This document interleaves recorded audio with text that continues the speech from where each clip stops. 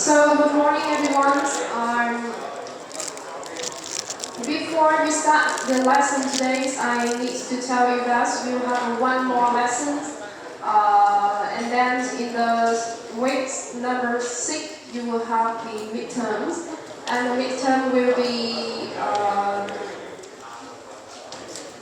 all the information from lesson number 1 to number 5 will appear in your midterms. Oh my god. You will have a multiple choice test in Moodle. no.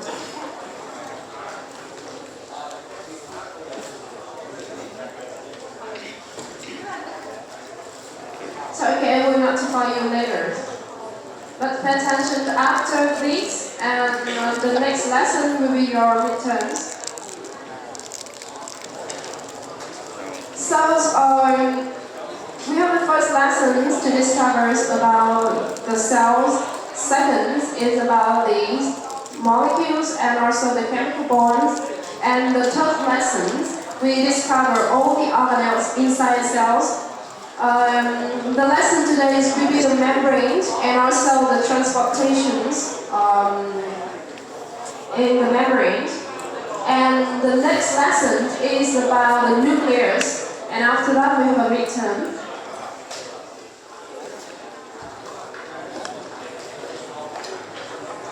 So we start the class 4 about the membrane and the transport mechanisms. I have received so many comments that I need to slow down my speed, so today I will go very slow. So you see that covering our bodies in the skins and covering the cells, we have a cell membrane. The membranes participate in many aspects of cell structures and also the functions. So the plasma membranes are, first they define the cells and separate the internal and external environments. And in eukaryotic cells, the membranes also define the intercellular organelles. Two different types of organelles and small vesicles enclose within their own membranes. Distinctive membrane carry out specific functions, such as we have a gene expressions inside nucleus, energy productions inside the mitochondria, the membrane synthesis in ER, and also so many intercellular transport or carry out by the function of different types of the membrane inside. So here you can see that the plasma membranes involved in the cells communication, import and export of molecules, and also they involve in the cell growth and motility. Here first is the cell communications. The receptor proteins in the plasma membranes allow the cell to receive the signal from the environment and also respond to that signal.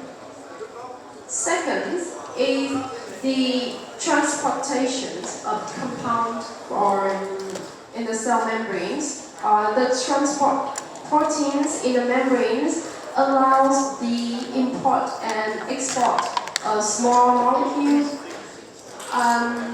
Also, the membranes also allow to import and export the large or the huge molecules by the exocytosis and endocytosis. We also discovered these two processes in the lesson today. And the third functions, the membranes allows our cell to grow, change the shape, and also help the movement of the cells by the flexibilities of the cell membranes and the capacities for expansions.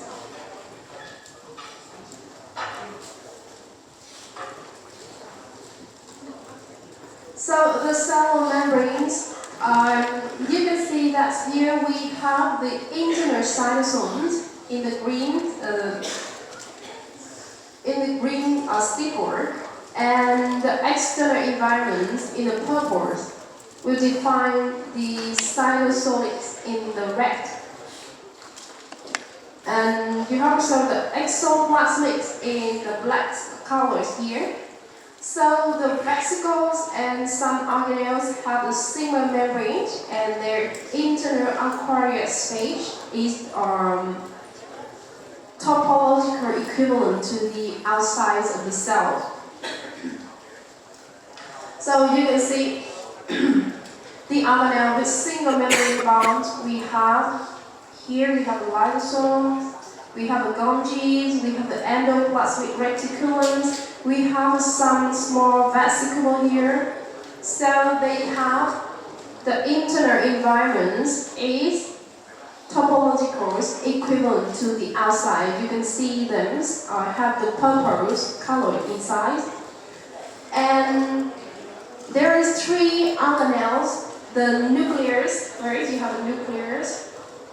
Second, you have the mitochondria, and also one organelle that is not mentioned in this graph. We have the protoplast. They are enclosed by 2 membrane bonds, so they separate a small internal membrane stage. You can see in the lumens between the outer and inner membranes, they have the same aqueous environments like the external environments of the cells.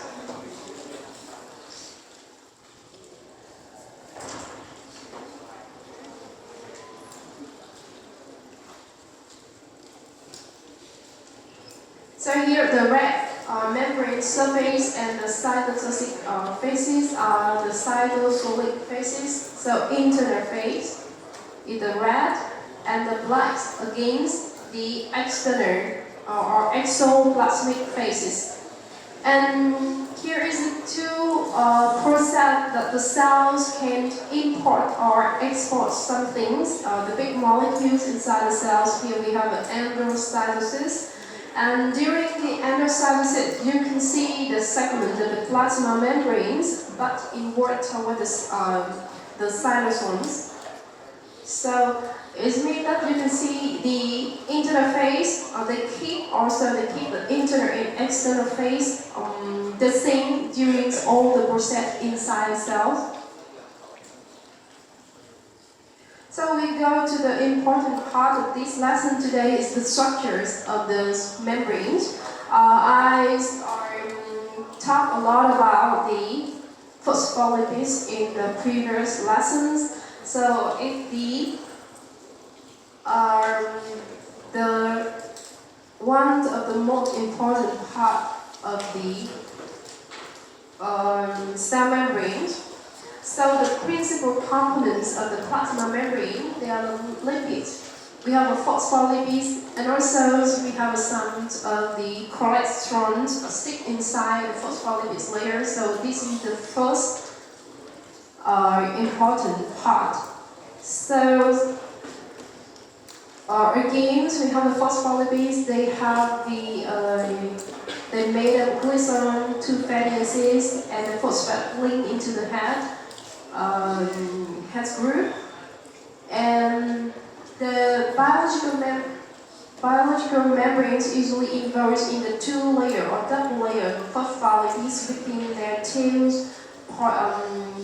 pointing inward to others, and the head is go outside. So in the second very important part, they are the proteins. This is the second important part, is the peripheral membrane proteins or integral membrane protein. They are the same. Here, the second important part. And the third very important part, we have the carbohydrate group. It's not appear very clearly here, so you can see that there are some chains like this. they stick in the cell membrane. They are the carbohydrate.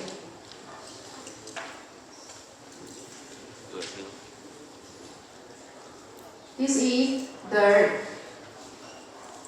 third important part of the cell membrane, and they can attach with the proteins and to make the glycoproteins, or they can attach with the lipase and they make the glycolipid.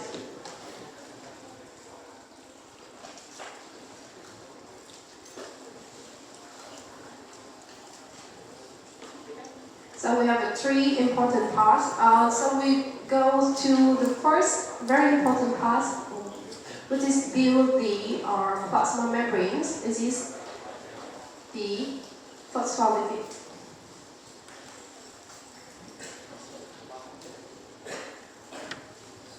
So the phospholipids bilayers can be generated in the libraries by the very simple experiments. So you can see here the oligosaccharides here, the second important part, right? Protein, the third important part. Protein is the second, phospholipids bilayer the first. So we have three big components to make a cell membrane. So in the libraries, simple experiments, manipulations, and they use the chemicals. Here, phospholipids are mixture lipids of the composition medium transport of specific molecule apart these otherwise two or impermeable layers. So we can treat the biological membranes with the organic solvents. Pay attention, we treat it with organic solvent here. It cannot soluble, it do not solve in waters, but it can solve in organic solvents. And the organic solvent that solve the plasma membranes, we have chloroform. In the previous lesson, we talked about the chloroform, and also it's soluble in the methanol. And if this kind of experiment, they normally in the laboratory, we use the chloroform. Awesome.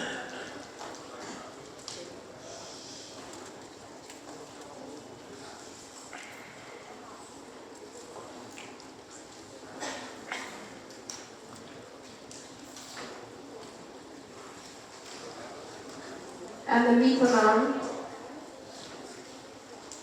with the ratios of 3:1. So a solution with 3 chloroforms and 1 methanol can solute all these plasma membranes. And the insoluble residues, we have the proteins and also polysaccharides we can eliminate by centrifugations, the process that I introduced in the last slide of the previous lessons. So we discussed all the insoluble residues, and then we have the phospholipids in the solution. Only phospholipids after we put the cell membranes in these components. So and then the solvents, then we can eliminate the solvents by evaporations.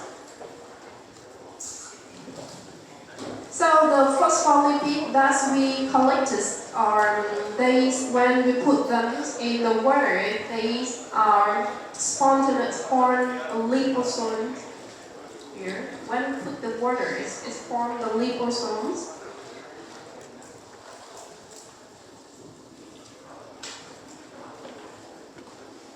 And if we put into our planner, or here the planner by layers here is also can form a small holes in the partition separate the two aqueous phases.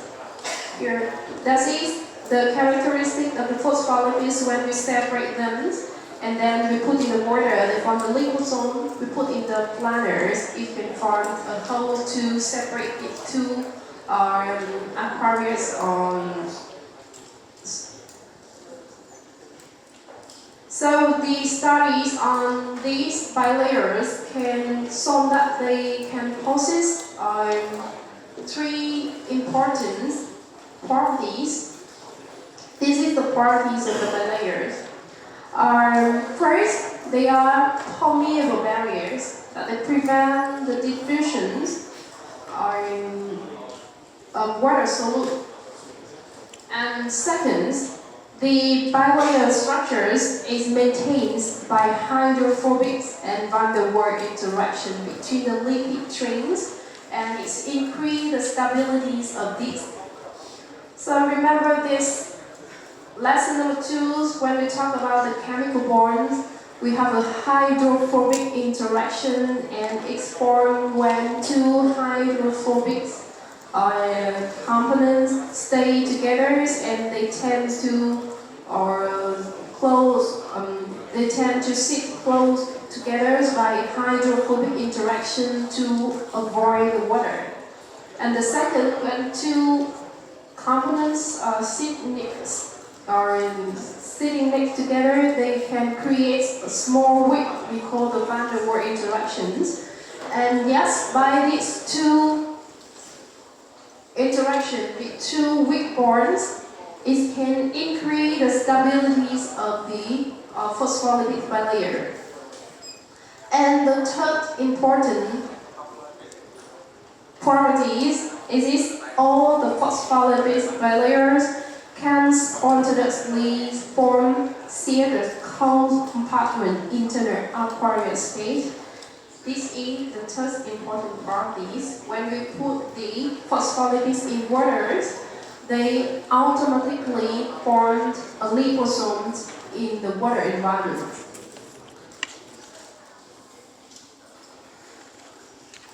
So this is the formations of the phospholipid bilayers. So why they also form liposomes? With the planar phospholipid bilayers exposed to waters, and then sealed compartment formed by phospholipid bilayers, it can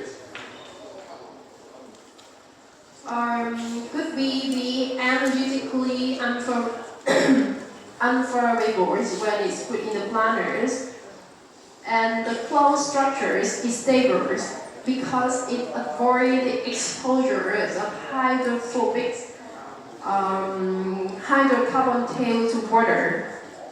So that's why whenever we put them in the water's environment, they all automatically form a liposomes. Or actually, they are sealed compartments of the phospholipid.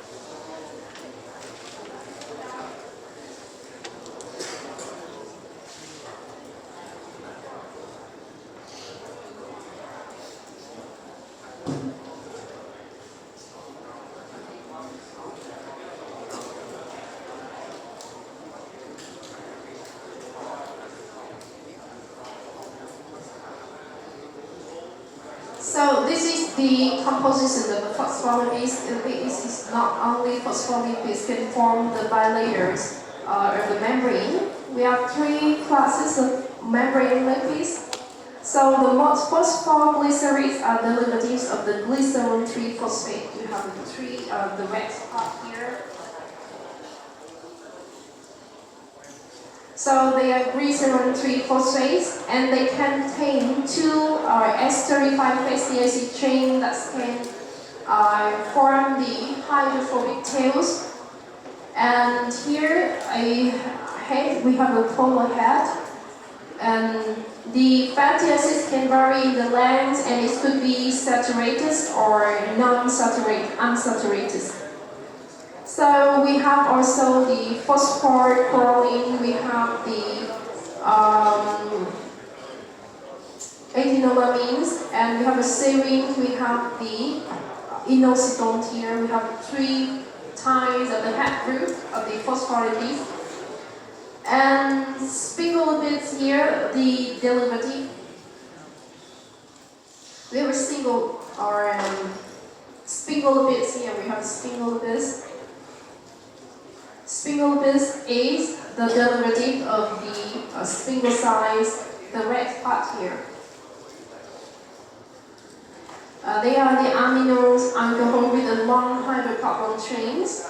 So the various fatty acids can connected with the sphingosides by an amine bond. We have 2 ties on the head here. We have the sphingomyelin and also glucosin stereosides, I think.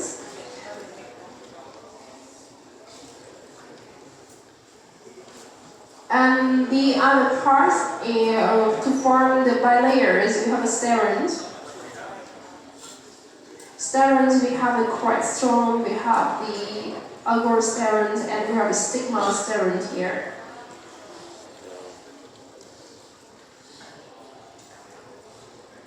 So the measures are sterins in animals, cells, and they're different in structures, but they serve as a key component of the cellular membranes. Steroids, they are also amphipathics, and we have a single hydrogen group equivalent. Here we have a single hydrogen group equivalent to the polar head group, and the conjugated ring and salt hydrocarbon chain form a hydrophobic tails. So they are polar also. Polar we have a head polar. We have the hydrophilic here and hydrophobic tails here. So it toward the two poles of the phospholipids. We call the serum, they are amphipathics, but the same like the phospholipids. 2 parts, hydrophilic and hydrophobic.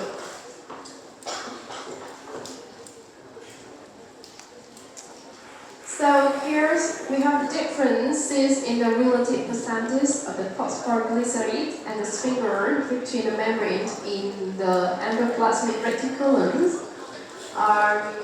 Here you see that the endoplasmic reticulum, they are the site of the phospholipid synthesize. The Golgi, where the sphingolipids synthesize, so you can see the different levels of the sphincter here. Are different levels of the phospholipids here. In endoplasmic reticulum, high levels of phospholipids, and in Golgi, high levels of sphingolipids. So also you can see here are in the cell that interacts that's faced with the harsh environments, like the cells in the intestine, here human intestine, where they faces with the harsh environment, that they faces with the enzyme, faces with the low pH, etc. They have the very high levels are the sphingomyelins.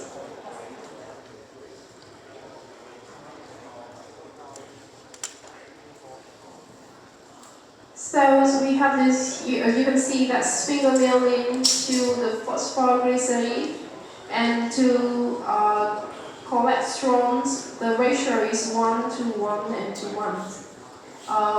However, for the membranes with the cell faces with the less harsh environments or the face of the less stressed cells, this ratio could be 0.5, 1.5, and 1.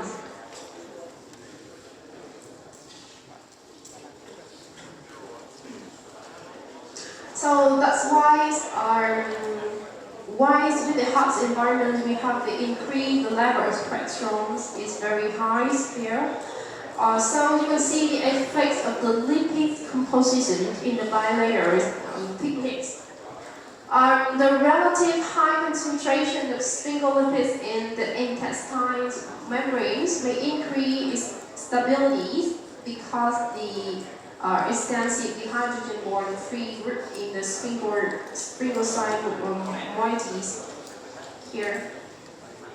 They have a 1OH group here, and if we increase the sphingolipids, it could have increase the levels of the hydrogen bonds. And also you can see with the phosphatidylcholine chlorine, when they stay alone, we have a thickness of 3.5 nanometers. But when we insert the cholesterol here to make them strengthen,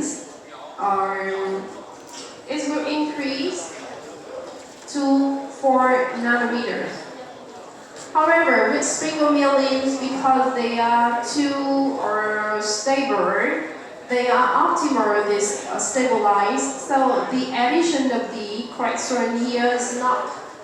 There's no effect on the thickness of the sphingomyelin bilayers. So that's why in the cell lines in the intestinal tracts, they have the membrane faces that the host environments they have the very high levels of the sphingomyelin and also the cholesterol. So it means that the optimal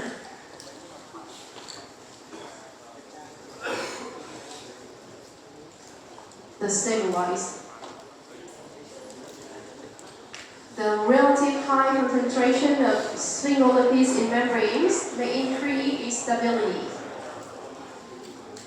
Another question, can you predict the following organisms have the highest percentage of unsaturated phospholipids in its membranes, and explain your answers?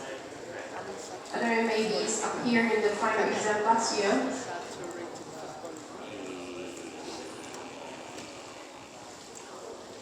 So which organism could have the highest percentage of unsaturated phospholipids in its membranes?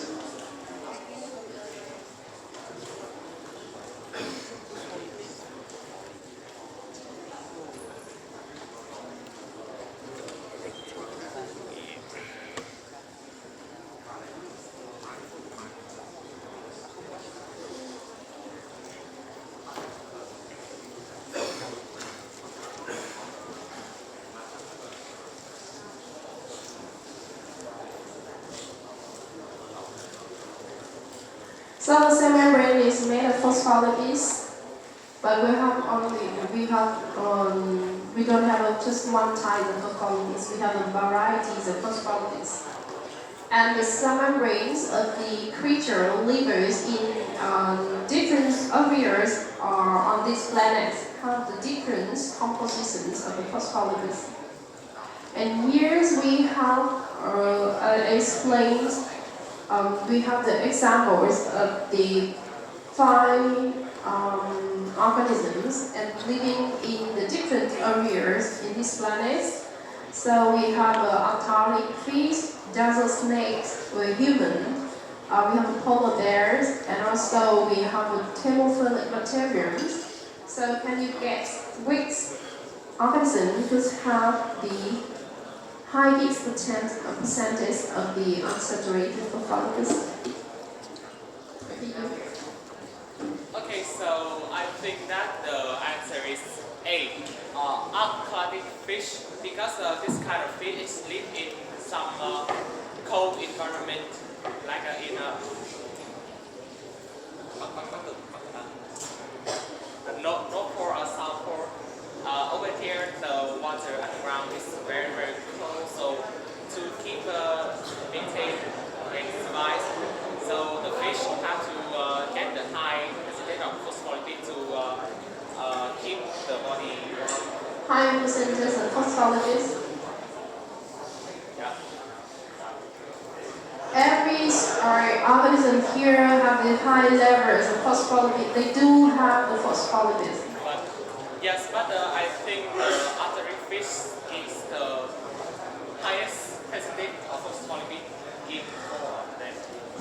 My question is, highest percentage of unsaturated phospholipid. We have so many types of phospholipids. I do. Okay, so because artery fish live at a cold temperature and they are the cold blood, so to keep their membrane fluid and at this cold temperature, they have a higher percentage of unsaturated fatty acid to keep to live in the cold. What difference between the unsaturated phospholipids and saturated phospholipids?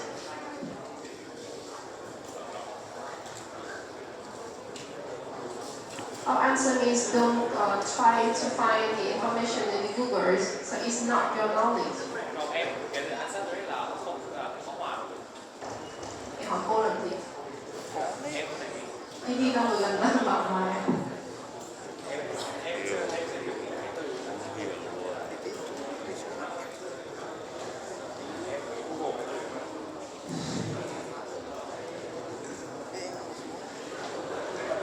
Cô vào cái chợ nhanh như bình thường. Phát. So the boys, bạn đằng sau, bạn đằng giơ tay đằng sau nhỉ?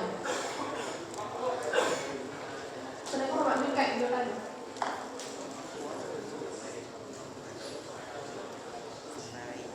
Bạn đúng không? Không trả lời nữa.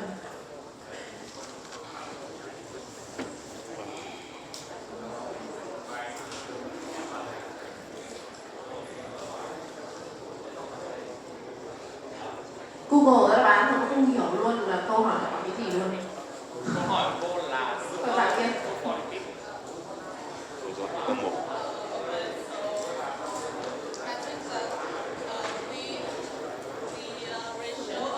Này không hiểu nữa.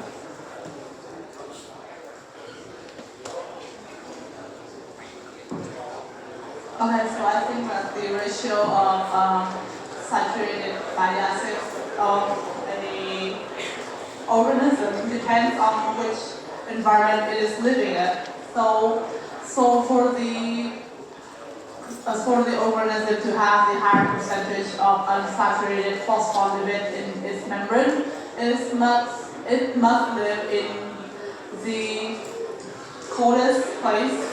So to have like more unsaturated components, and enough of it, those that live in places that have high environmental temperature would have more saturated phospholipid. So in this case, we choose the Antarctical fish because you know that Antarctical, what is it would have the lowest temperature. What difference between the polar bears and Antarctic fish? They do live in very cold temperatures. So why you choose? Because the polar bear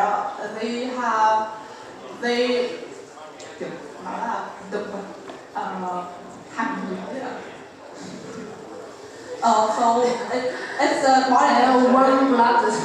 Yeah, it's warm-blooded, so it has a stable temperature body, and but the unhydrophilic fish, it is a cold-blooded organism, so its body temperature would depend on the environment temperature. So what difference between the unsaturated phospholipid and saturated phospholipid? Well, unsaturated phospholipid, it has the cis bonds, I think, and it is more flexible than the saturated phospholipid. More flexible? I mean that in terms when you consider its ratio within the phospholipid membranes, And we have move intentions about the temperatures. I'm sorry. The temperatures. How the temperature is affect to the unsaturated phospholipids and the saturated phospholipids. I think that the higher temperature it is, you need more saturated phospholipids, so you can actually making the membranes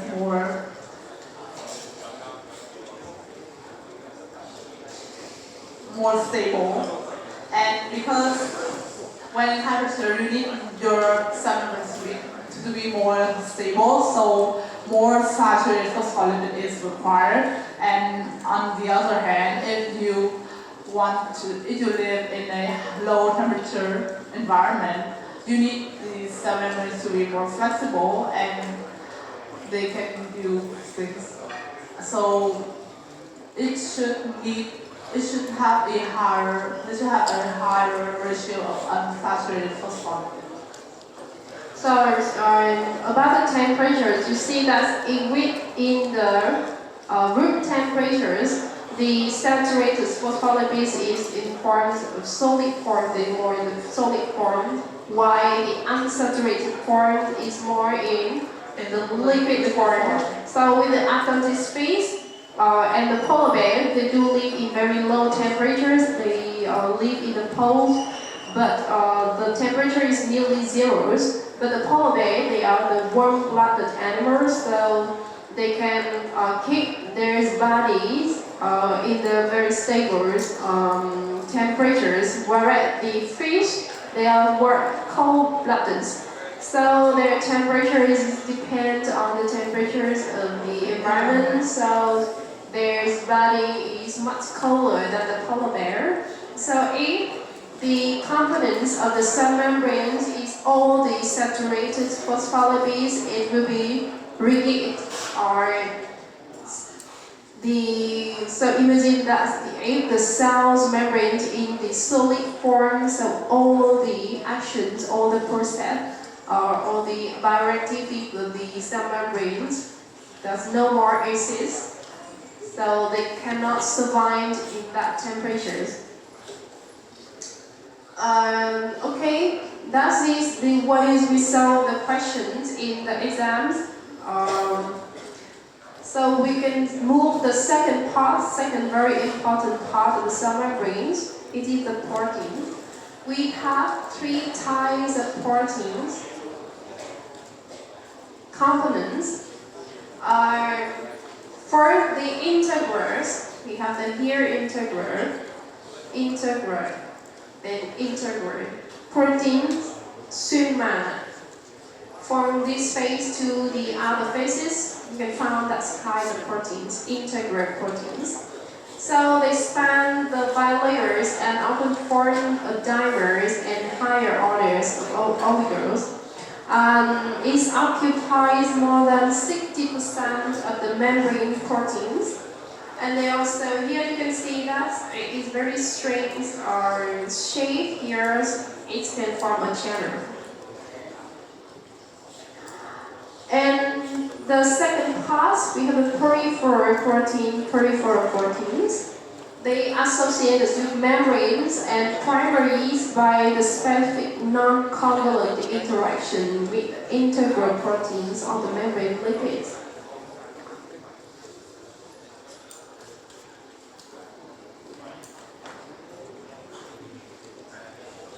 So with the integrated or the membrane, they have at least one hydrophobic resin that anchor them to the hydrophobic core of the membrane. So you can see this part, or I can draw this part with a different color.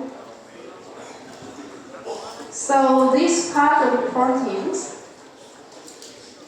the green part I draw here, it could be hydrophobic resins. To match with the hydrophobic core of the phospholipid bilayer. So they also form a channel here to allow our small molecules or the iron to pass through the cell membranes. So we can study in the second part of the lesson today. We will do the next part, the third important part of the cell membranes.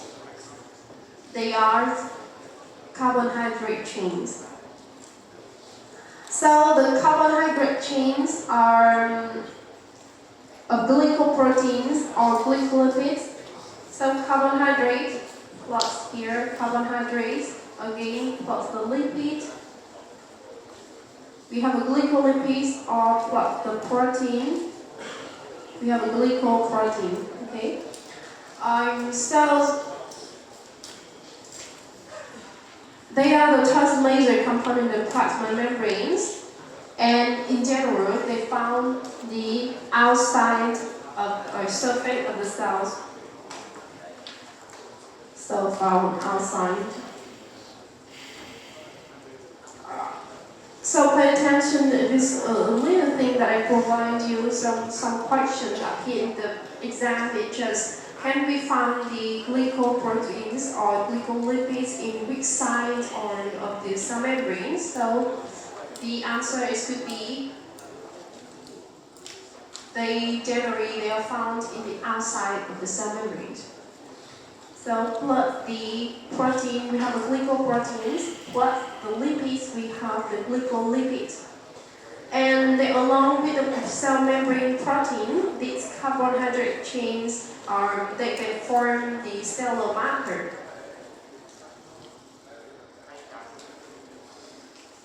They make a marker of the cells,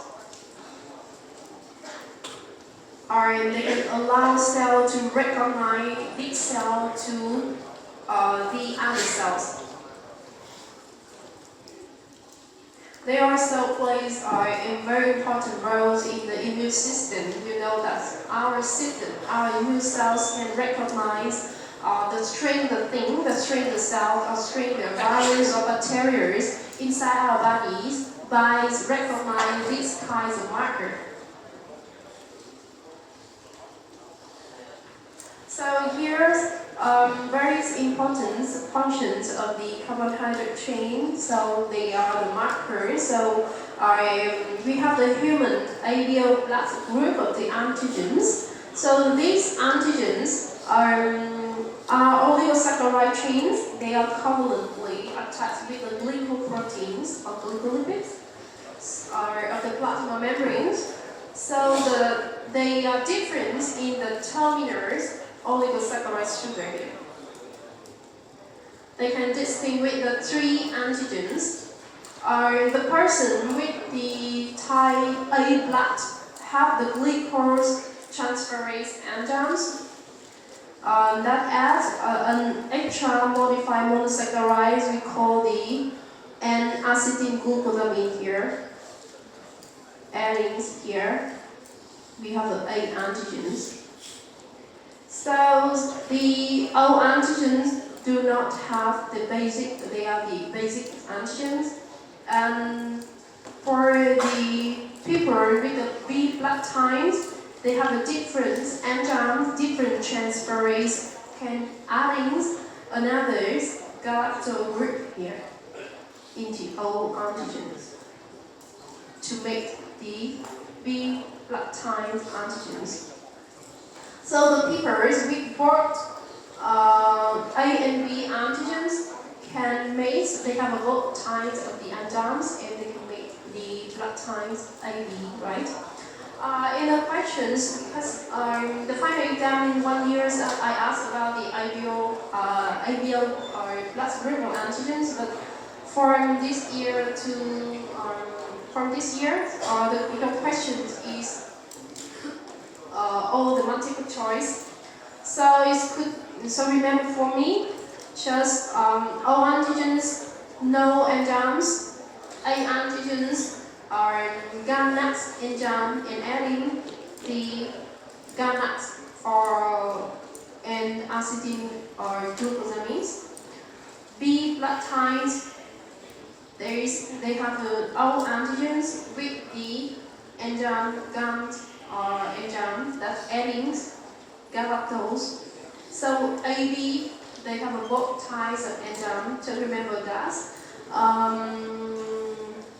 You don't need to learn by heart or too much about this part. Remember, it's for me just the name of the enzyme only, and the antigen that equivalent to that kinds of enzymes. So here is the ABO blood group. So you can see that's the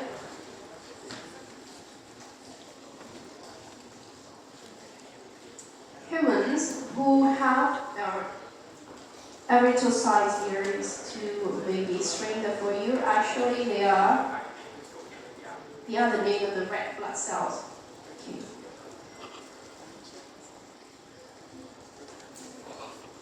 Thì bao gồm câu pupils with the red blood cell like the A antigens. The antigens are both on their surface. Normally have the antibody against the missing ones in their serums.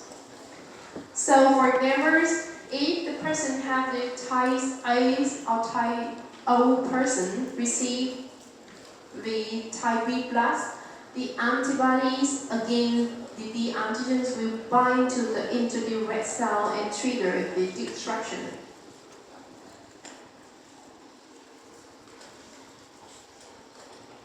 Nào ở đây những người có hồng cầu mà thiếu cái kháng nguyên A hoặc B hoặc thiếu cả hai loại kháng nguyên thì thường có các kháng thể chống lại các vết thanh của họ.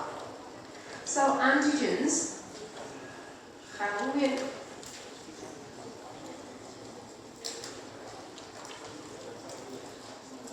antibody, kháng thể.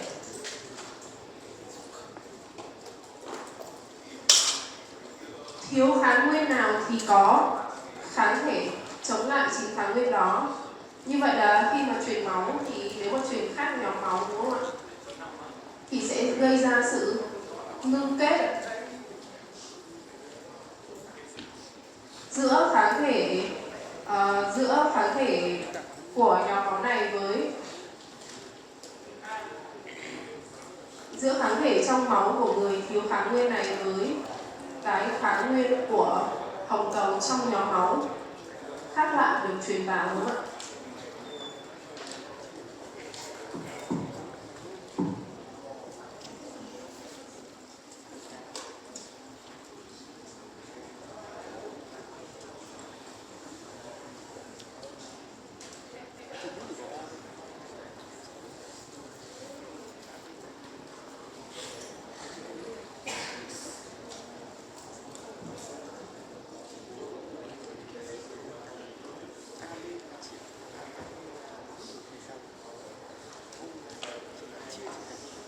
Nào, hỏi một câu khoa học tưởng thức đặc biệt hữu dụng đối với các bạn nam.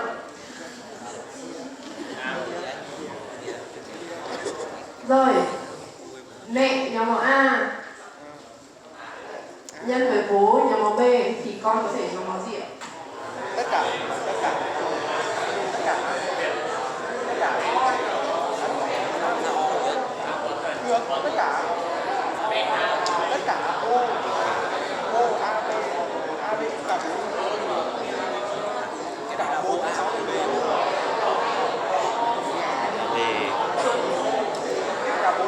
Rồi, con A A, B và cả O đúng không ạ? Nếu mẹ A nhân với bố O thì con có thể ra một mẫu gì ạ? A xong là O đúng không ạ? Đổi lại mẹ B và bố O. O và B đúng không ạ? Còn cả hai O chỉ là O đúng không? Cái này không cần xét nghiệm DNA. Đây mai để con ra trước hết xem nhóm máu là biết một vài % rồi đúng không ạ?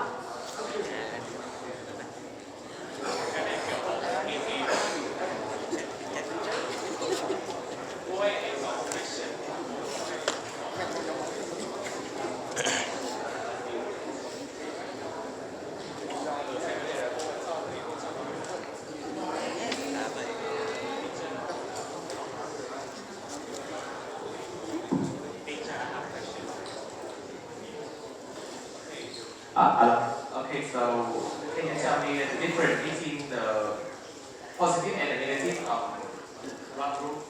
Like the all positive and all negative. So what is the difference? We have another types of we call them the RH or result. Một nhóm máu nữa, một cái nhỏ đi kèm với nhóm máu là nhóm máu result ạ. Cái này được tìm được ở bọn, thực ra lần đầu tiên là distinguish bởi sư khỉ hay sao đó.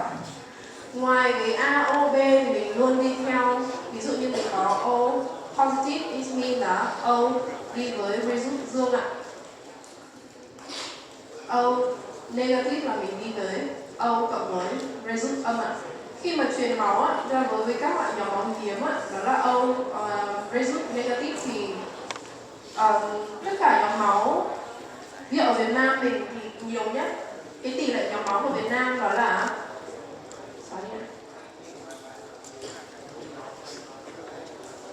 the percentage of the blood group in Vietnam we have O more than 40%, more than 40%, and then A, B, and for the rest we have an AB.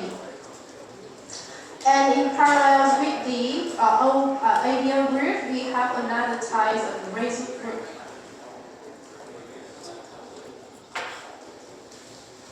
So with the result negative is, if you have the AB plus result negative is mean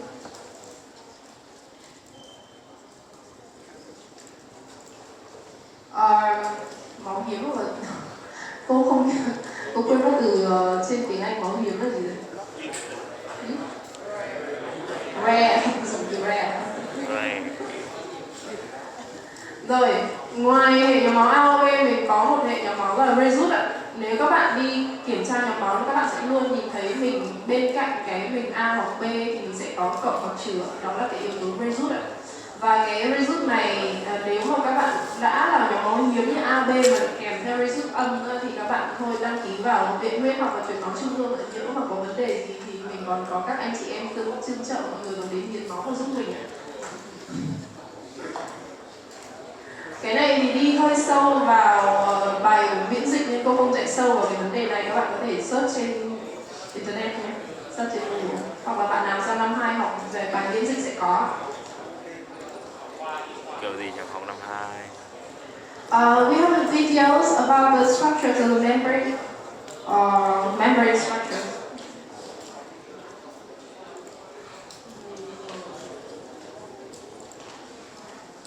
Okay, we have enough terms.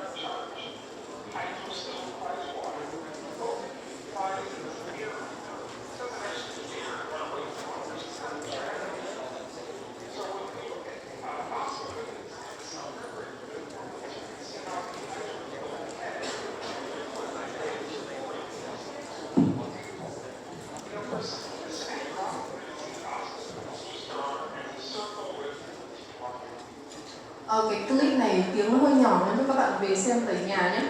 Nhân nói về virus thì cô nói một xíu cho các bạn nữ. Đây là lại liên quan các bạn nữ này. Bạn nữ nào mà nhóm máu đi khám mà ra virus âm ấy, thì lưu ý trong quá trình mang thai nhé, gần như những người virus âm thì nếu như ngày xưa ấy, người ta chỉ mang thai thành công khoảng một lần thôi. Cho nên là ví dụ như hiện nay thì tình trạng, thực ra cô nói nó cũng hơi nhạy cảm, nó cái hiện trạng mà nạo phá thai ấy, nó hơi nhiều. Đối với các bạn không hiểu biết ấy, và cũng không được khám sức khỏe định kỳ và lại còn mang nhóm máu hiếm nữa, thì lần mang thai đầu tiên cái khả năng thường thì nó đã là hiếm thì cái tỷ lệ ví dụ như là về đến 99,7% là những mình sẽ gọi là có thai với người nam mang nhóm máu virus dương, và như vậy 50% đứa con sinh ra sẽ mang yếu tố virus dương, đúng không ạ? Và bản thân người phụ nữ đó mang yếu tố virus âm ạ, thì người ta chỉ mang thai được lần đầu tiên thôi, bởi vì trong quá trình giả sử nạo phá thai hay là thậm chí là chuyển máu hoặc là sinh con lần đầu tiên thì nó sẽ kích thích cái cơ thể sinh ra cái kháng thể chống lại cái yếu tố virus dương đó. Và đến lần mang thai tiếp theo ạ, nếu mà đứa con tiếp tục là virus dương thì sẽ gây ra các hiện tượng như là tan máu của thai nhi này, hoặc là phù thai này, hoặc là rất nhiều các vấn đề. Và những bạn nào nhá gọi là ABO hay là AB mà thêm dấu trừ đằng sau ấy, một là gia nhập vào ngân hàng máu hiếm, và thứ hai là cực kỳ lưu ý trong cái quá trình sinh đẻ. Hiện nay nếu mà cái lần mang thai thứ hai thì có thể tiêm anti-D gì đó, nhưng mà nói chung là cực kỳ vất vả để giữ được con thứ hai và cũng cực kỳ là đắt đỏ. Các bạn chú ý vấn đề này nhé. Còn các bạn nam thì chú ý không. Các bạn nam thì chỉ chú ý là cái sơ đồ gọi là di chuyển nhóm máu thôi, đúng không ạ? Bố nó di chuyển nhóm máu cũng đặc biệt quan tâm, đúng không? Nếu vợ mình mà mang yếu tố virus âm thì cũng phải cực kỳ quan tâm đến cái quá trình sinh nở, sinh một đứa con hay hai đứa con thứ hai là phải giữ như thế nào, phải tiêm anti-D từ tuần từ bao nhiêu, cực kỳ vất vả. Để còn đứa con thứ hai đấy, đúng không? Rồi, you have a break time in 20 minutes.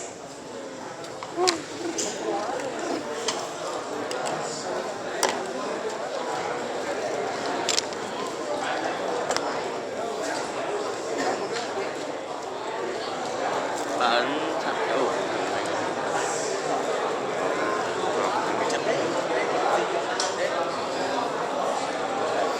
Có hiểu gì đâu ra ngoài.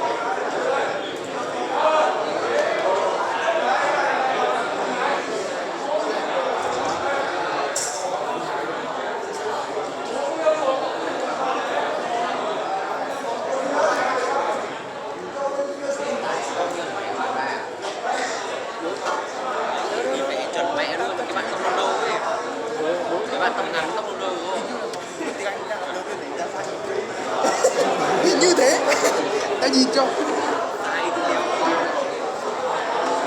Kiểu cà phê rồi quen ở đâu rồi quen.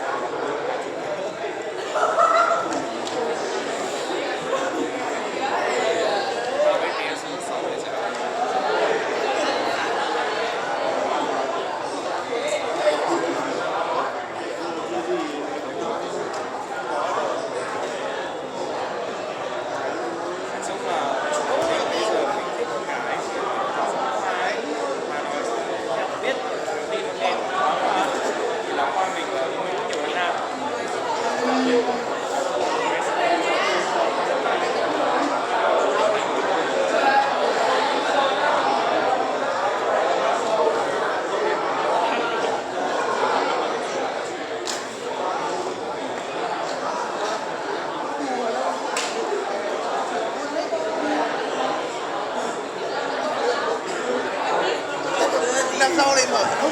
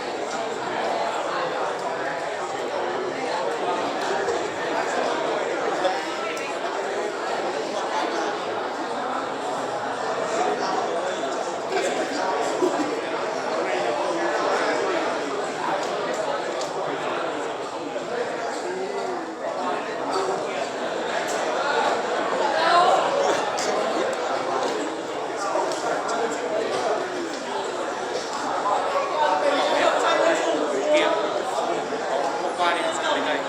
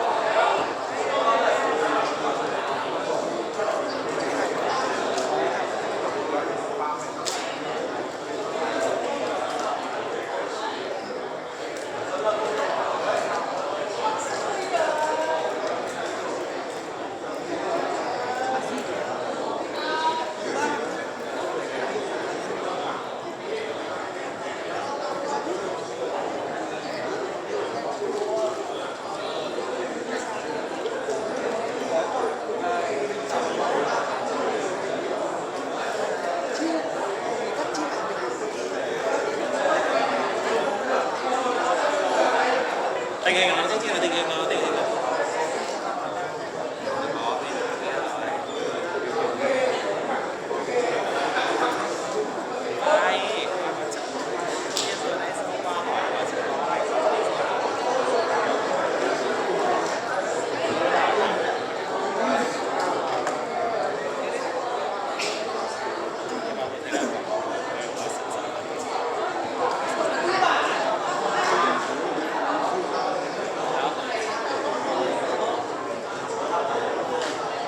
Dừng nắm comment không thì rep một là phải lên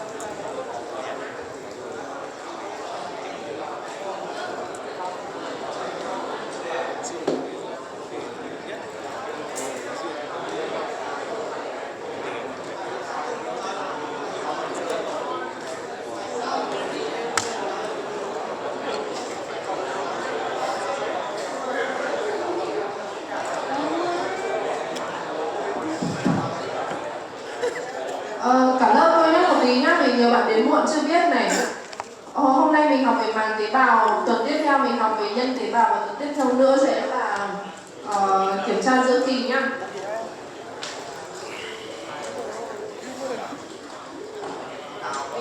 Kiểm tra giữa kỳ sẽ là toàn bộ kiến thức học từ đầu năm học đến giờ. Không phải đến giờ mà đến bài nhân tế bào.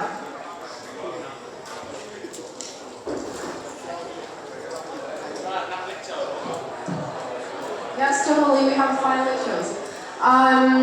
So we start the second part of the lesson today. In the first class, we discovered the cell membrane structures, and in the second part, we study the transportation of the molecule between the external and internal environment through the cell membrane.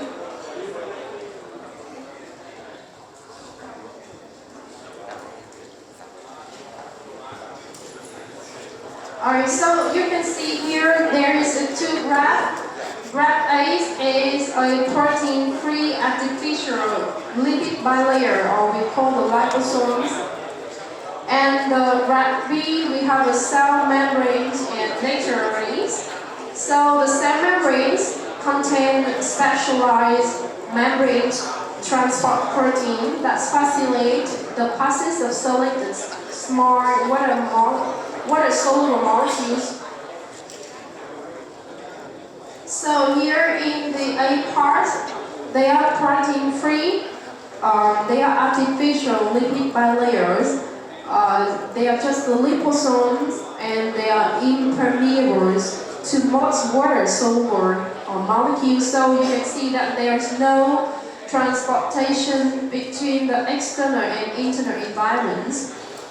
Whereas in the cell membranes, in the part B, you can see that they contain the transport proteins, and each transport protein will transfer a particular type of molecules.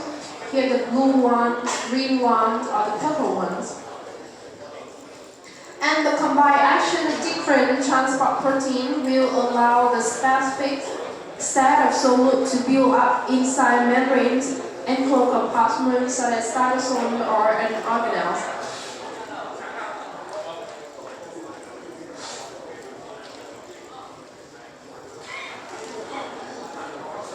Nào bọn kia không học đi về nhỉ? So this is the overview of membrane transport.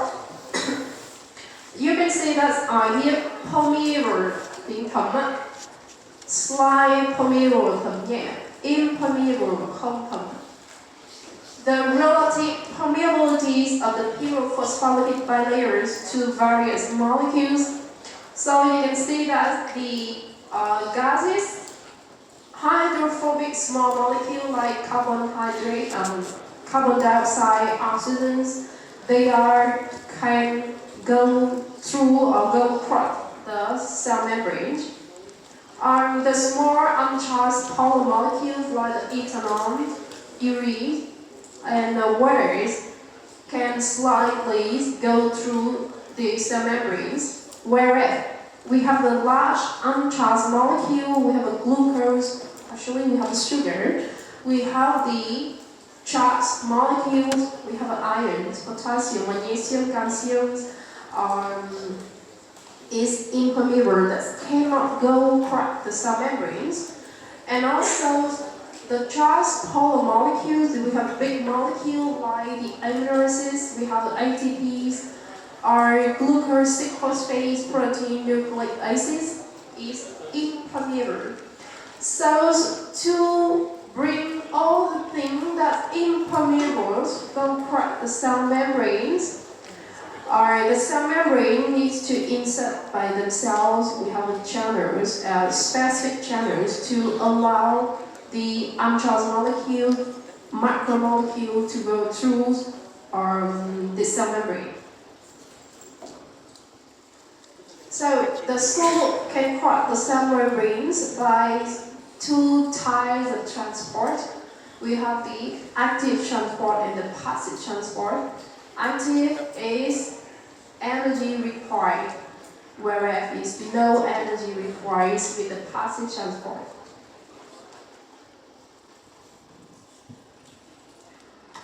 We go first.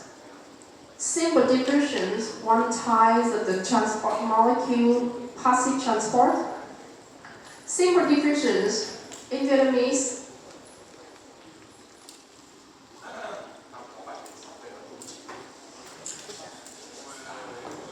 Khuếch tán đơn giản đúng không ạ?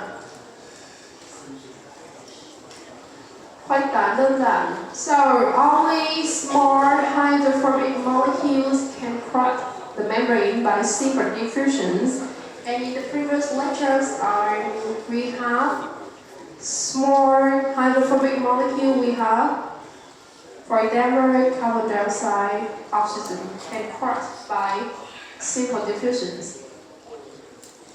And the simple diffusions is the transport or the movement of the molecules from high concentration to lower concentrations with those energies, don't need energies, and they don't need the half of the transport proteins.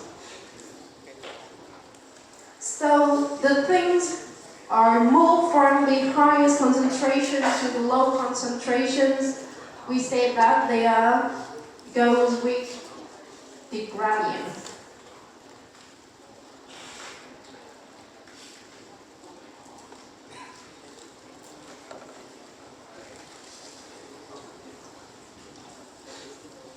The second type of the passive transports, we have facilitated diffusions. Cái tán gì nhỉ?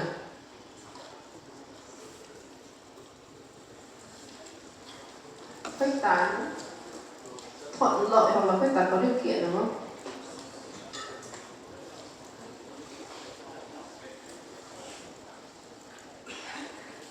Các bạn nào không hiểu có thể search Vietnamese và đọc trước ạ. Facilitated diffusions. And the difference between the simple diffusion and facilitated diffusion, in facilitated diffusion they require proteins. So we have several types of the facilitated diffusions. The channel protein, các kênh protein vận chuyển. We have first the open channels. They can create a pore in the cell membrane and allows the charged molecule to pass through. This is the pictures of the aquaporins. Các kênh vận chuyển nước là aquaporin. So they are the open channel proteins. Another type have a gated channel proteins. They can either close or open and regulate the enters and the acid of the substances. And we have a third type of the transport protein is a carrier proteins. They change the conformation of the molecule and release the molecules into the other sides. We have three examples here. Aquaporins is the open channel. Ion channels allow the selective transport of ion and solute across the cell membranes. We have a C here. We have a gated protein.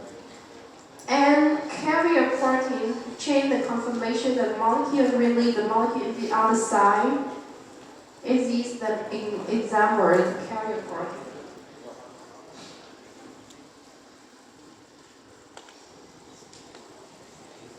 We have videos about the aquaporins.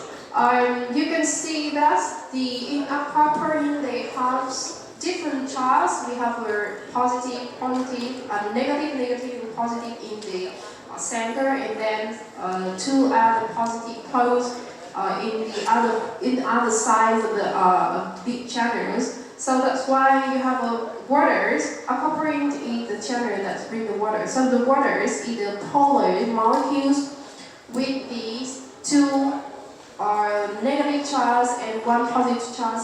Negative charge in the hydrogens and positive charge in the oxygen. So by this video, you can see that's how the water molecules can go through the aquaporins by different charges.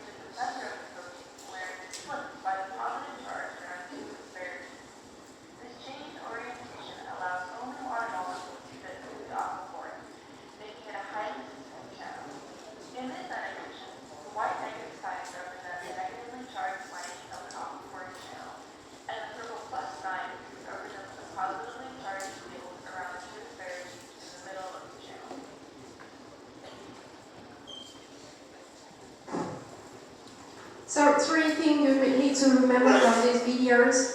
First, the aquaporin channel is made of proteins, integral protein, not protein xuyên màng. The second, the movement of water through the aquaporin is based on the different charges in the aquaporins. And the third, the components of aquaporins is alpha helic proteins. Third,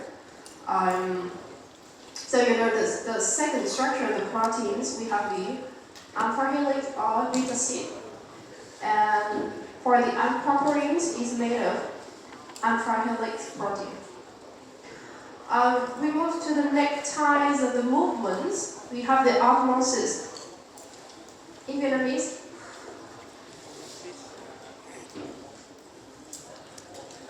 Thẩm thấu ạ.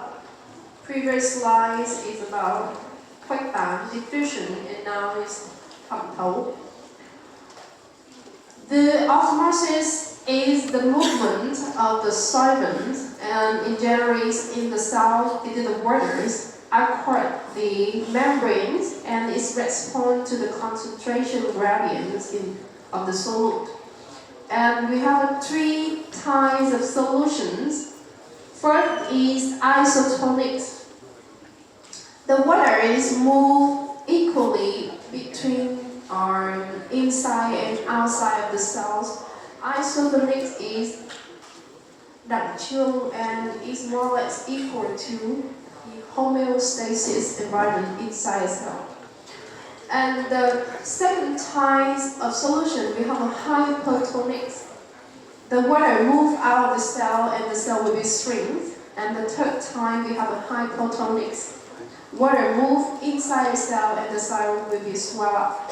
Pay attention about this part. We have a practical, 2 practical lessons, and 1 lesson is about the osmosis of the cell. You will observe the picture of the cells with the 3 types of the solution under the microscope, and we need to define and explain the state of the cell and also predict the types of the solution that you put the cells on in it.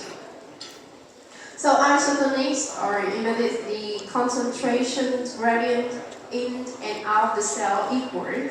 So the waters move inside and outside in balance. Hypertonics are the waters the concentrations of the compound in the external environment is much higher than the in cells, so the water is moved from inside the cell to the external environment. And in the reverse case is to hypertonics.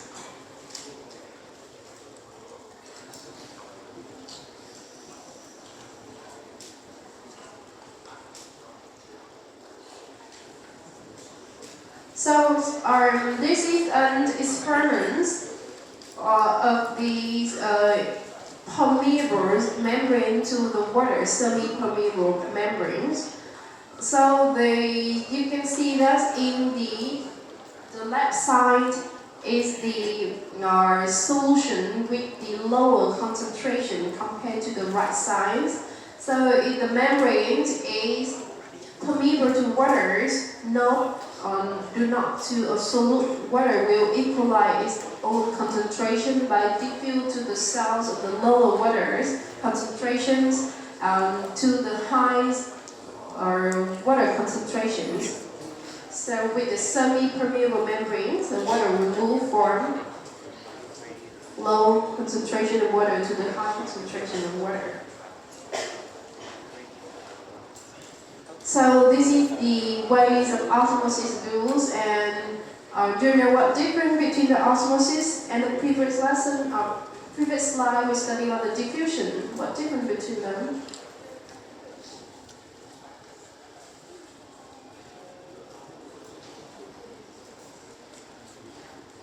Difference between osmosis and diffusion.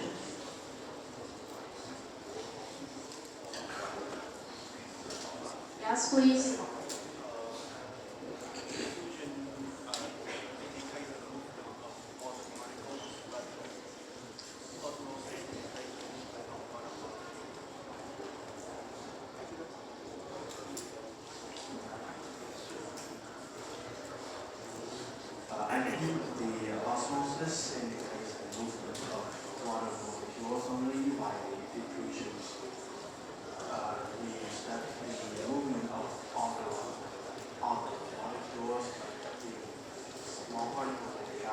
or future like ethanol or even water.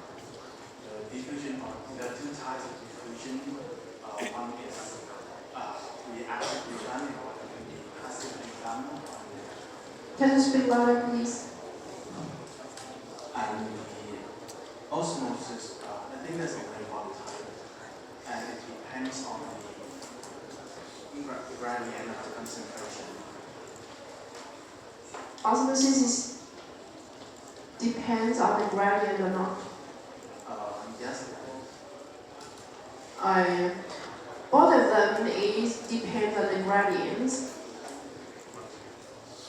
But one is based on the gradients of the solvent of waters, and the other type is based on the gradients of the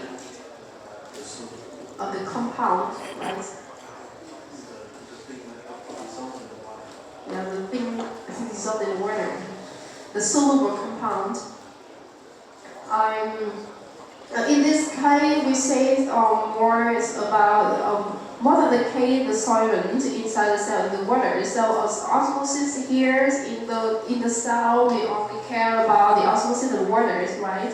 Water will move from the high concentration of water to the low concentration of waters. It means that it goes from the low concentrations of soluble compound to the high concentration of the soluble compound. And about the diffusion is the movement of the molecules from the high concentration to low concentration. This means that the diffusion is based on the gradients. The compounds goes with the gradients. And both solute and the solvent will move, but in the osmosis, only solvents move, right? Okay, 0.25 is for use.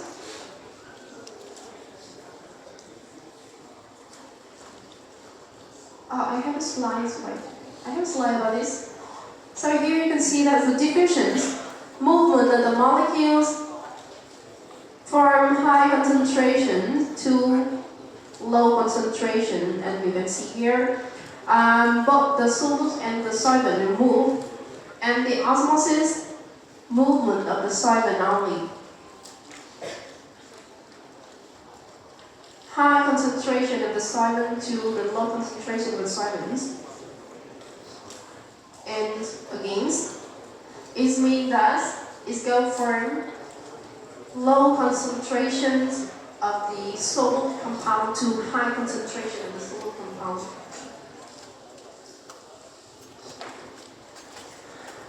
We go to the other types of transport through the cells, the active transport. For the active transport, whenever you see the active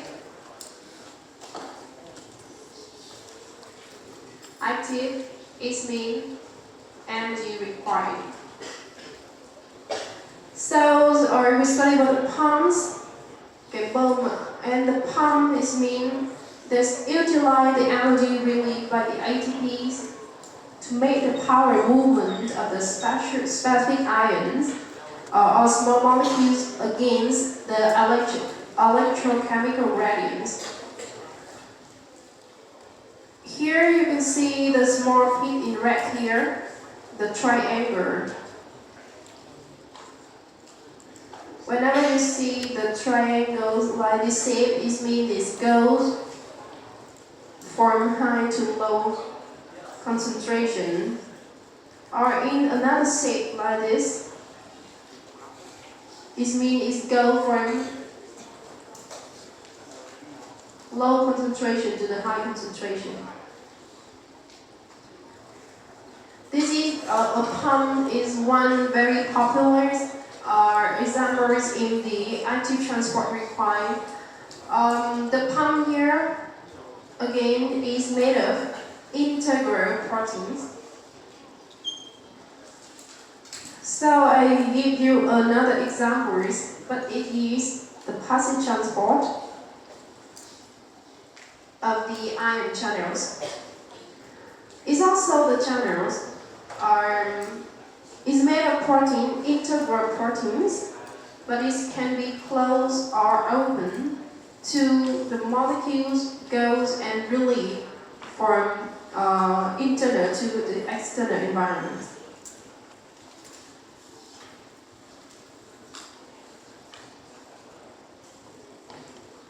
This is the typical concentration inside and out of the cell. You can see that inside a cell, the sodium,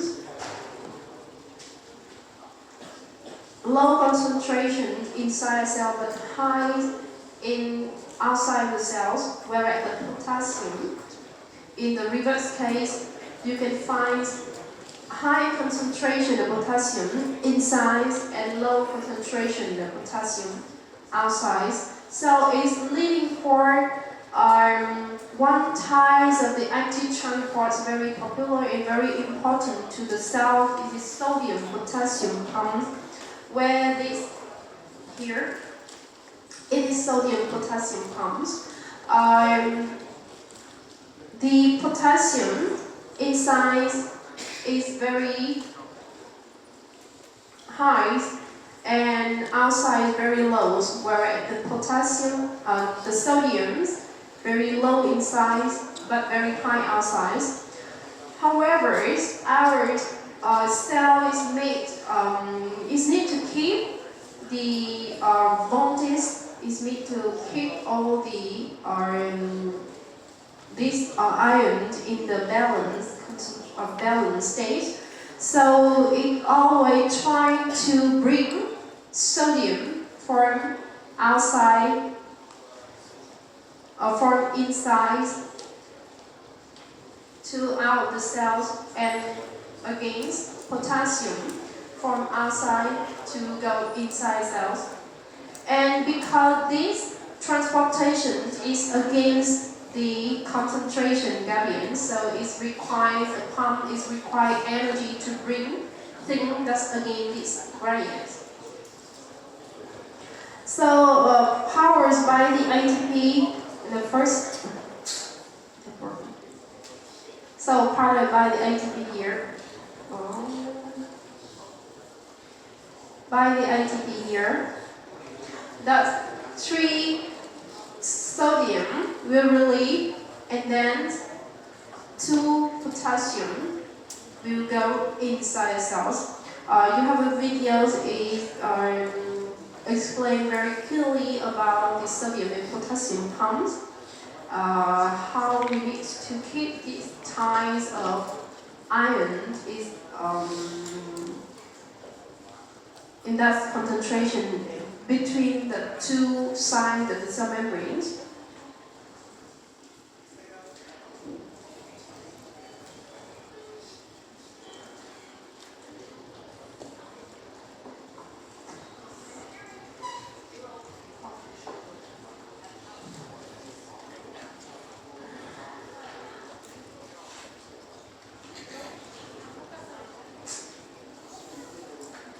The voice go to increase.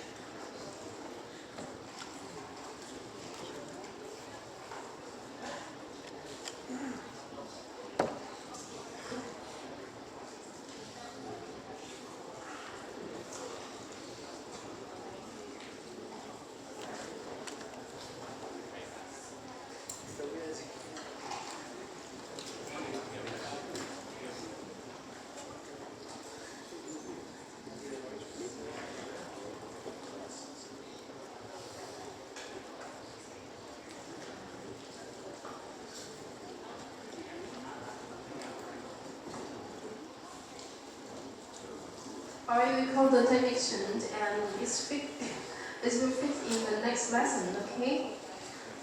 Maybe you can see it at home. How it works, the sodium and potassium pumps.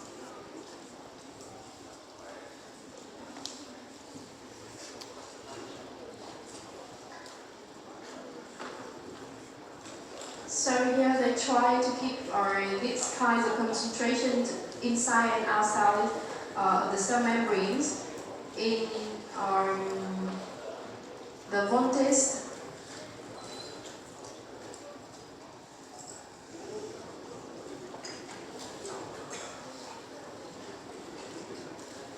So here's another type of the transport.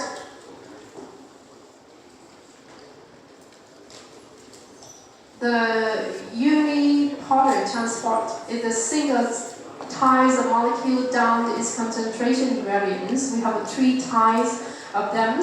For the unipolars are the transport of glucose and amyloids and do you remember glucose and amyloids?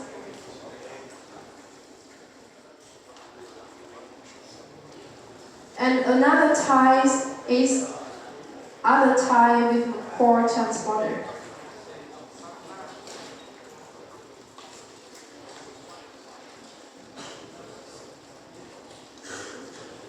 So for the core transporters, it means that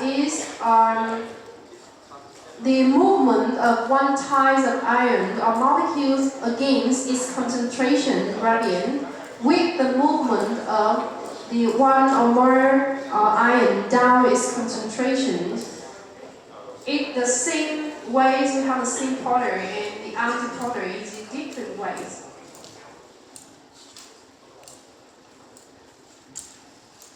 So you can see that in the same polar here, the black dot here goes again with the concentration gradients by the help of the movement of the ion down the electrical gradient.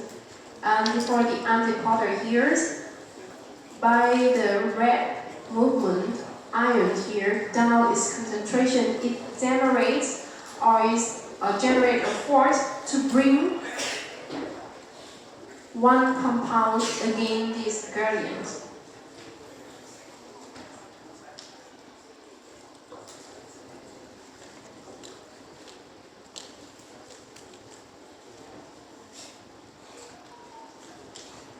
This is vận chuyển ngược hướng là vận chuyển đồng hướng.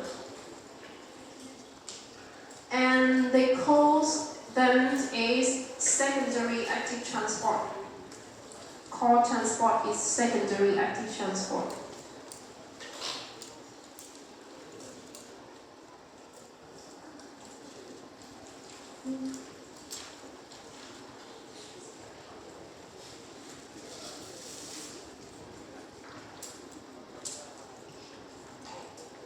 So generally, the active transport, they require the energy from ATPs, but for core transport, they use the energy stored in the electrical gradients of this one compound go with their gradient, generates a force to bring other compounds goes against their gradient, okay?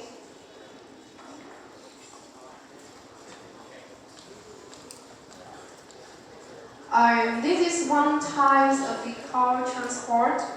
It is the glucose importers with the potassiums, with the sodium.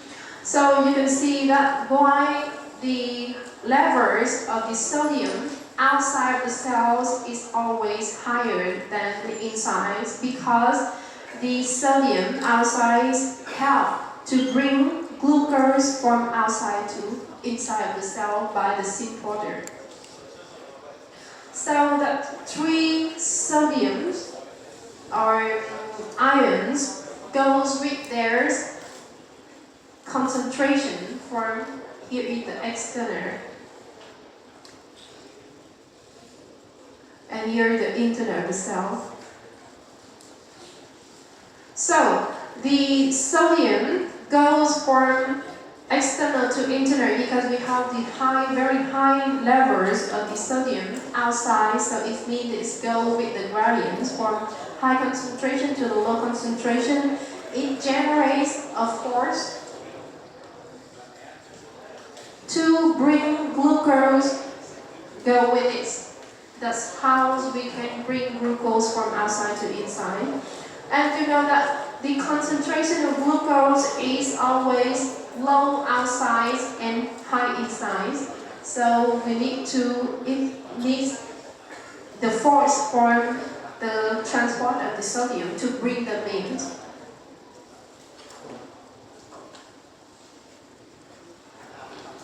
And next we have another type of the active transport. This is the endocytosis. Endocytosis is a cell's envelope extracellular materials in the cell membrane to engulf one thing from the out of the cell to go in of the cells. We have three types: phagocytosis, thực bào, pinocytosis, ẩm bào, and receptor mediated, nhập bào nhờ thủ thể. Here, phagocytosis, pinocytosis, receptor mediated, endocytosis. Các bạn nhớ đấy là một hình thức giống như là các tế bào nó sẽ nhập bào nhờ bằng các màng sẽ tạo ra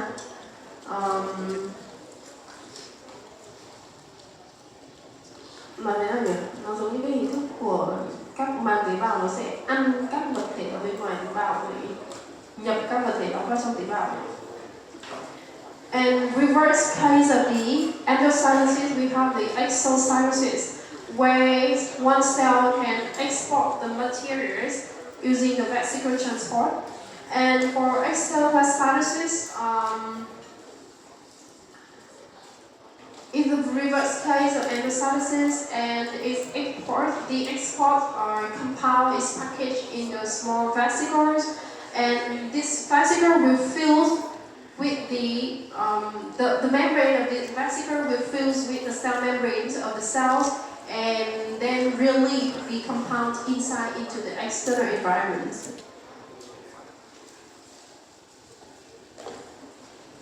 So this is the summarization of mechanism for transporting iron and small molecule across the cell membranes. We have here first the simple diffusions. It do not require proteins. The transport thing that go with this gradient is from high to low concentration.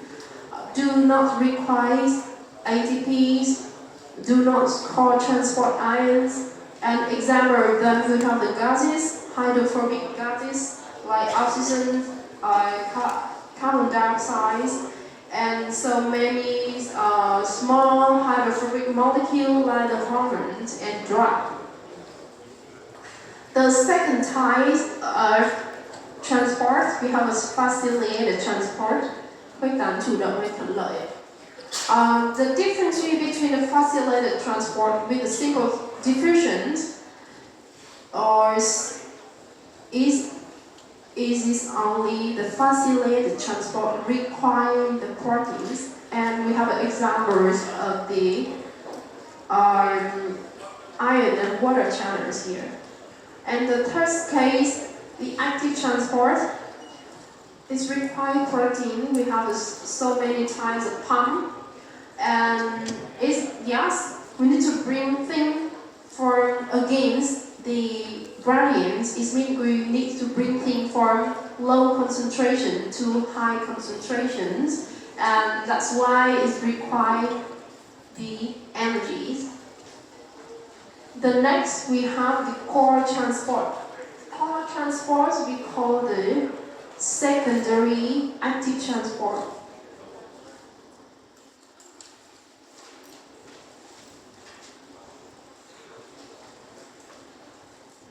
It does not require energy from ATP, but it requires energies or forces form one molecule, one ion goes with this radiance. And we have here also another type of active transport. We have the exocytosis and endocytosis. And I think this table is enough for comparisons. It's not requires specific proteins, or sometimes it requires like in the receptor mediate. And solar transport again is radiance. It doesn't matter. Don't need ATP driven by the ion node. Is this special case? It is special case of the transportation. We have here again a video to summarize all the transportation through the cell membranes. I don't know that the voice is okay or not.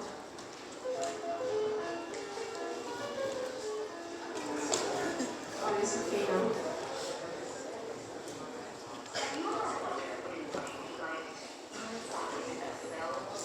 Imagine the genetic material, the cytoplasm, the ribosomes. You'll find those in almost all cells, prokaryotes and eukaryotes.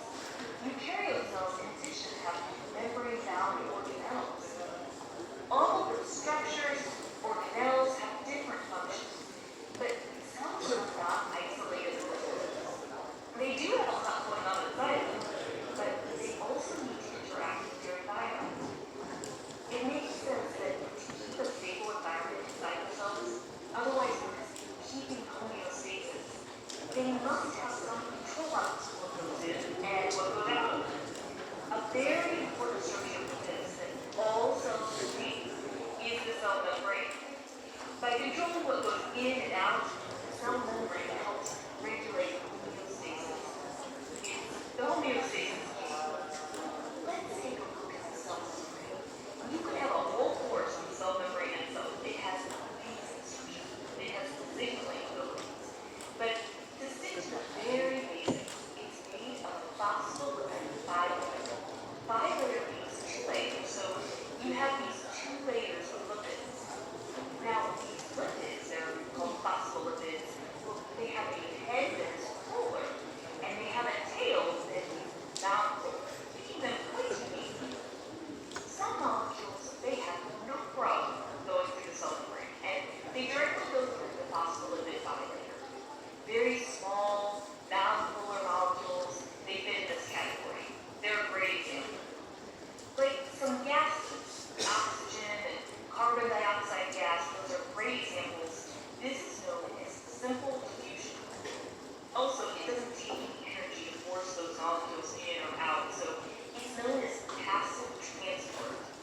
Simple diffusion moves with the flow, meaning it moves with the concentration gradient. Molecules move from high concentration to low concentration. So when you hear someone saying that something's going with the concentration gradient, that's what they mean. They mean it's going from high concentration molecules to a low concentration molecules. Now, remember how we said the cell membrane is actually a pretty complex structure? One thing we haven't mentioned yet are proteins in the membrane, and some of them are transport proteins. Some transport proteins act as channels. Some of these proteins actually change their shape to get things across. Some of them open and close based on some kind of stimulus. All of these are good things because it's helping with molecules that may be too big to cross the membrane on their own, or molecules that are polar and therefore need the help of a transport protein. This is known as facilitated diffusion. It's still diffusion, and it still moves with the concentration gradient of high to low.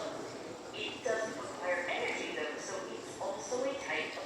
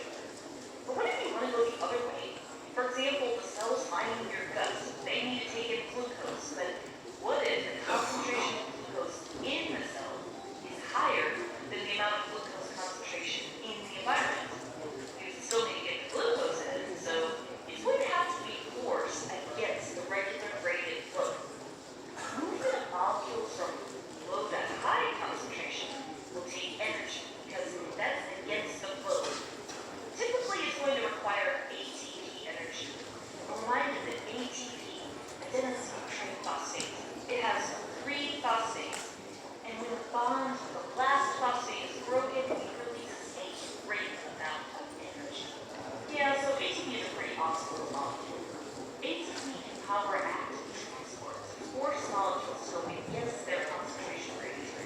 And one way you can do that is actually energizing the transport protein itself.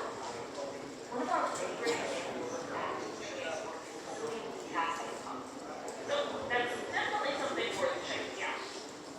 There's other times a cell needs to exert energy for transport.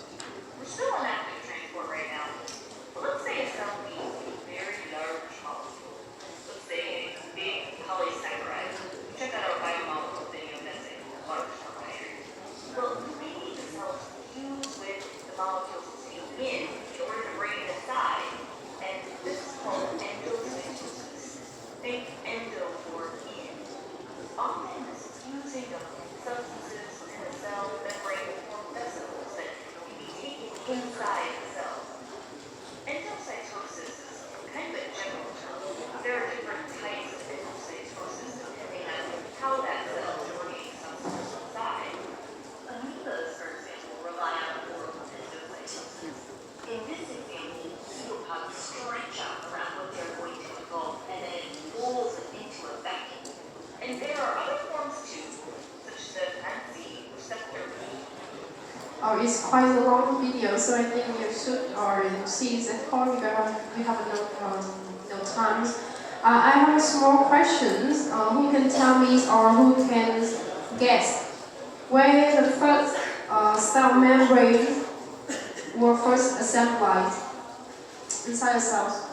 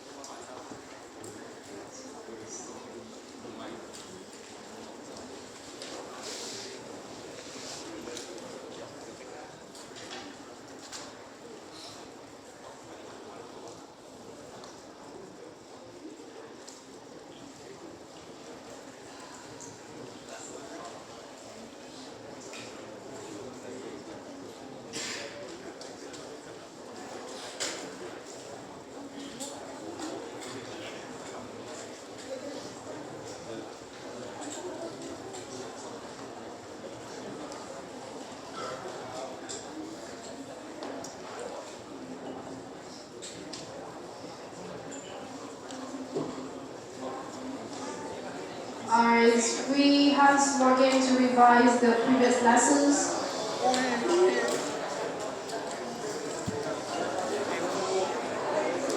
Ôi dồi ôi.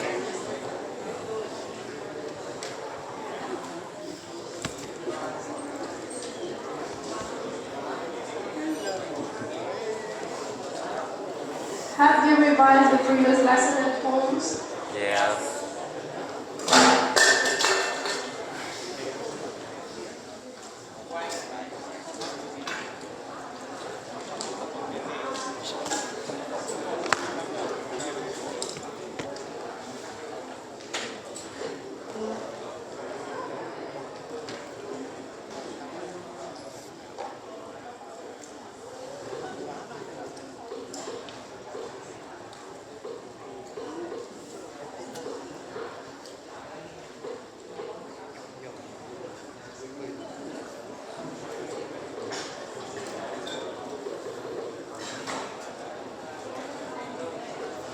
I will upload the find with the student who received the bullet point in the Moodle, so you can follow us and double check with me, okay?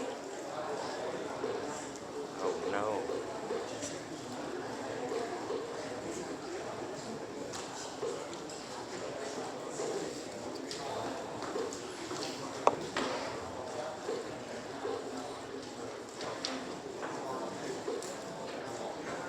Lá cái nhỉ?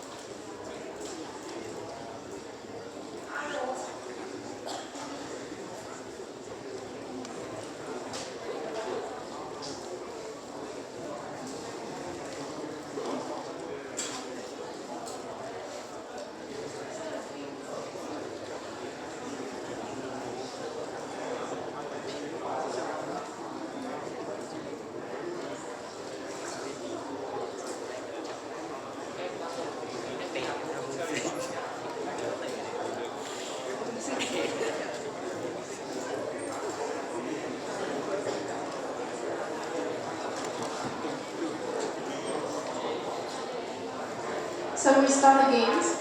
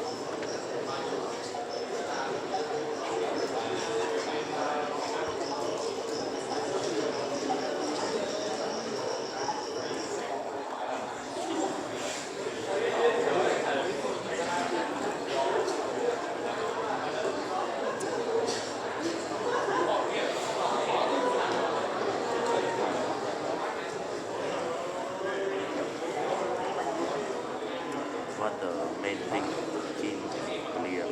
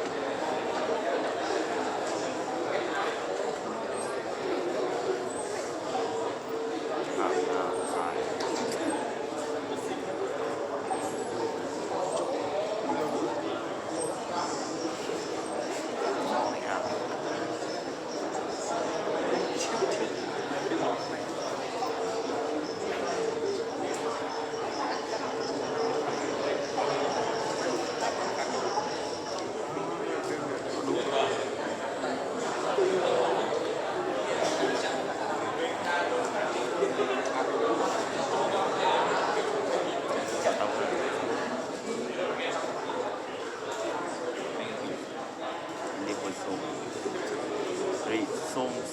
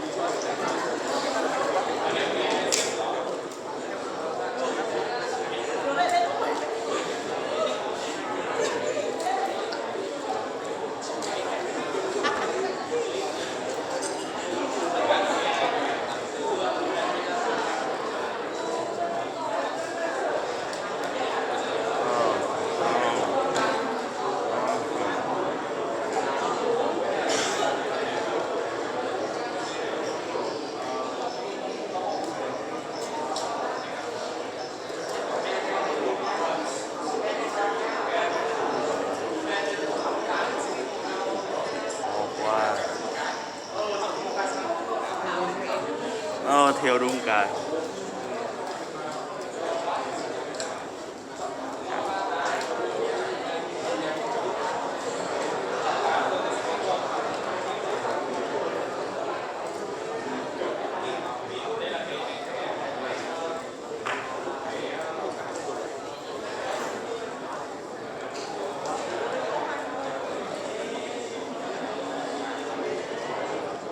Ba cái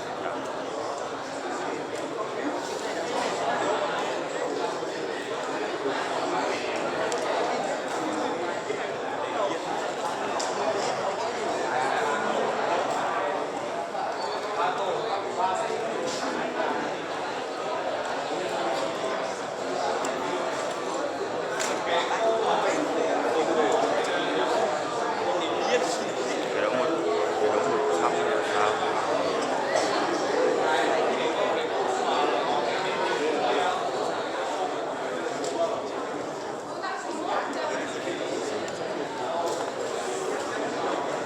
Alright, so here is the top 10 of our class today. So I would like to invite the top 10 students go to the stage and give the explanation of your answer to the whole class.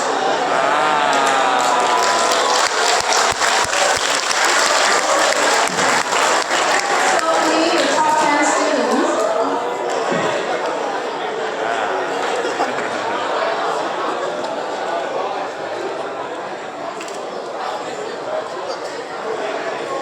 So we are turning 2, 4, 3, we are turning 1, 2, 7s, we are turning 3, 0, 7s, we are turning 1, 3, 6, 2, 2, 0, 3, 2, 0, 0, 2, 3, 3, 2, 0, 9, 8, 8, 9. So please go to the stage. Mời bạn tôi nhắc lên nào. Này chỉ là số 8 không? Nào mời bạn bắt đầu ở trong lớp không ạ?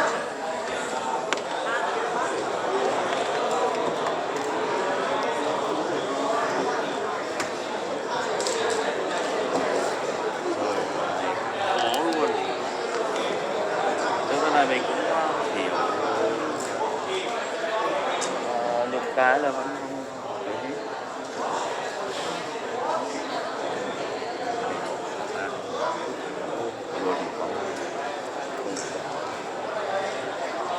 If no one hears, I would like to invite foreign student number 10 to 20. BA 11, Phạm Minh Chiết. Turning 1 to 4, turning 3 to 1, turning 186, turning 137, turning 051, turning 339, turning 235.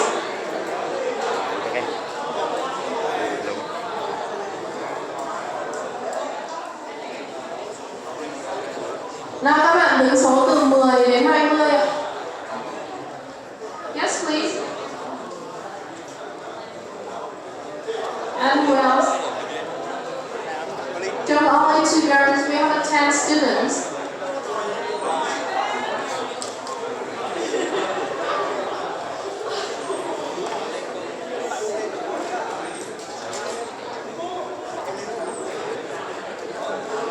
So please go to the stage. Only 2 of you. What about the others? You have 10 persons from 10 to 20.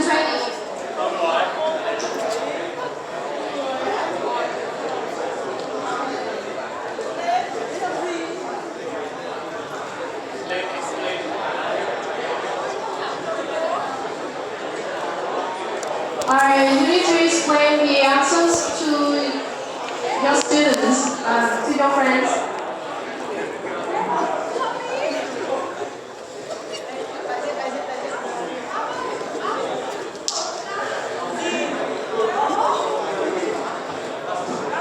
What's your student ID? 13127. Number? ranking 15, so 13. And for the red, you are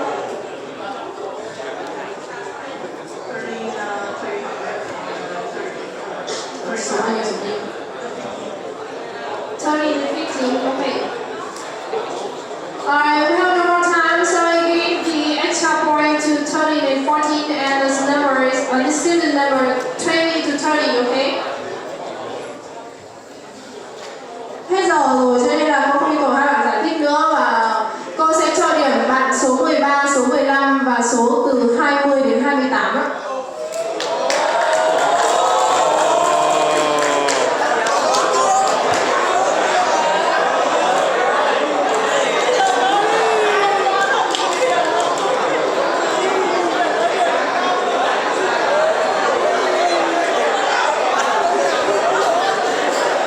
Điểm cao vừa hướng nội là chết rồi.